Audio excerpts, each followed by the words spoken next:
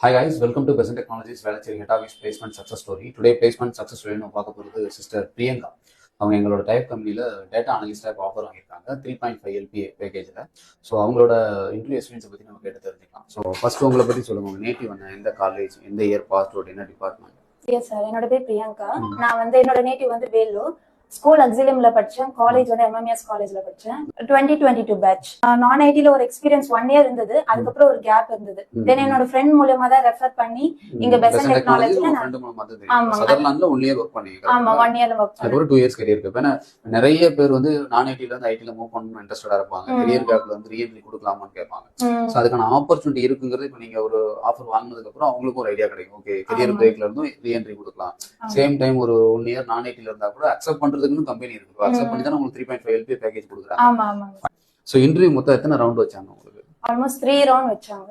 First ஒரு online test மாதிரி வச்சாங்க. என்ன எது ரிலேட்டடா கேட்டாங்க அதுல? லைக் மார்க்கெட் ரிசர்ச், அது ரிலேட்டடான ஒரு கோடிங் இதெல்லாம் வச்சாங்க. சோ அதுல ஆல்மோஸ்ட் நான் ஃபுல் பாஸ். எத்தனை क्वेश्चंस இது MCQ மாதிரி இருந்துங்களா இல்ல return?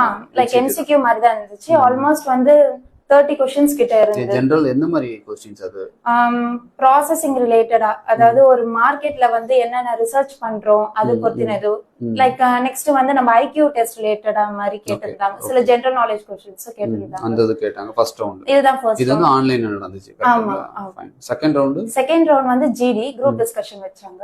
Group டிஸ்கஷன்ல topic individual groups கொண்டு கொடுத்திருந்தாங்க. எங்களுக்கு electric vehicle plus petrol vehicle கொடுத்திருந்தாங்க. ஃபைன். எத்தனை பேர் இருந்தாங்க அந்த டீம்ல?